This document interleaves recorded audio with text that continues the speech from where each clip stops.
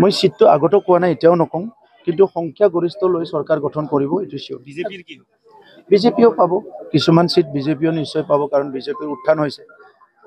ইতিমধ্যে সপোন দেখিছে চৰকাৰ গঠন কৰাৰ কাৰণে ৰাজ্যপালক নিমন্ত্ৰণৰ চিঠি পঠাইছে, মুখ্যমন্ত্ৰীকো চিঠি পঠাইছে, আৰু ইতিমধ্যে মাছ মাংসৰো অৰ্ডাৰ দিছে। বঢ়িয়া বঢ়িয়া, এনেকাই থাকিব লাগে, মানুহ ফূৰ্তি কৰি থাকিব লাগে।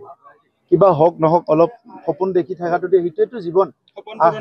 আশা আৰু সপোন ইটোতে মানুহ থাকে। মানে মই কিন্তু বাস্তৱত থাকো। সপোন পূৰণ নহব নেকি হাগ্ৰামা মহিলা? এইটো সপোন পূৰণ নহব, বেলেগ সপোন যদি কিবা পূৰণ হয়, এনেতো সপোনটো পূৰণ নহয়ে। সপোনত মানুহ উৰি ফুৰে, সপোনত কোনোবা নিজকে শ্বাহৰুখ খান বুলি ভাবে, সপোনত কোনোবা নিজকে তেণ্ডুলকৰ বুলি ভাবে, সাৰ পালেতো নহয়। গতিকে সপোনটো সপোনেই হয়। চাওক, মই আপোনালোকক বহুতবাৰো ক'লো যে 40টা সমষ্টিত, মানে প্ৰত্যেকটা সমষ্টিতে আমাৰ 7,000ৰ বেছি পপুলেশ্যন ফেমিলি আছে। তো 7,000 ফেমিলি মানে 21,000 ভোট। গতিকে এই নিৰ্বাচনটো বেষ্ট নিৰ্বাচন হ'বলৈ গৈ আছে, আৰু আমি বহুত ভাল মাৰ্জিন লৈ আৰু বহুত বেছি সংখ্যা লৈ চৰকাৰ গঠন কৰিম। 40টাত মই কৈছোঁ আপোনাক, 40টাত কোনো এটা সমষ্টিত 7,000ৰ কম পৰিয়াল নাই, মানে 21,000 কম ভোট নাই।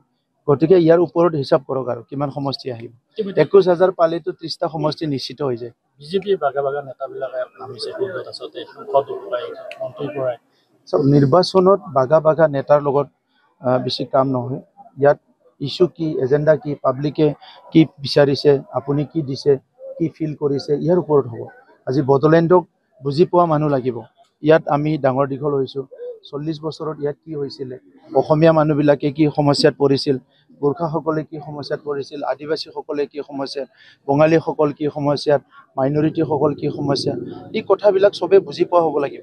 এনে নেতা বুলি কয়, মন্ত্ৰী হয়, MLA হয়, মই নেতা আহিছোঁ বুলি ক'লেতো নহ'ব নহয়।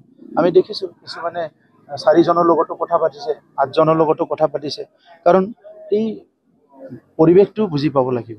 ৰাজনীতিটো এনেকুৱা বিষয় নহয় কি মই যাই হঠাৎ কেৰেলাত যাই পেলাই মই মানে MLA জিকি যাম, হঠাৎ মই যাই পেলাই ক'ৰবাত মানে বেংগলত যাই মই কাৰোবাক MLA মন্ত্ৰী জিকাম, এইটো হ'ব নোৱাৰে। আইডিয়াটো থাকিব পাৰে, কিন্তু ঠাই বিশেষে ইয়াৰ মানুহবিলাকৰ অভাৱ অভিযোগ, ইয়াৰ অনুভূতি, ইয়াৰ চিন্তাধাৰাটোৰ লগত মিলিব লাগিব।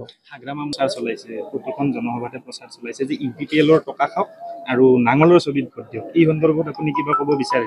একো ক'ব নিবিচাৰোঁ, এইটো তেখেতেহে জানে টকা পইচাৰ কথা। কাৰণ তেখেতে কৈছে যে কিমান 22 কোটি টকাৰ মাটি বিক্ৰী কৰিছে, কিবা কৰিছে, হেন তেন। এই নিৰ্বাচনতো তেখেতে টকাৰ লগতে কৰি আছে। গতিকে আগতে ক'লে যে হেলিকপ্টাৰত তেল ভৰোৱা, কিবা ভৰোৱা। চ' এইবিলাক আচলতে নিৰ্বাচনী ইছ্যু নহয়।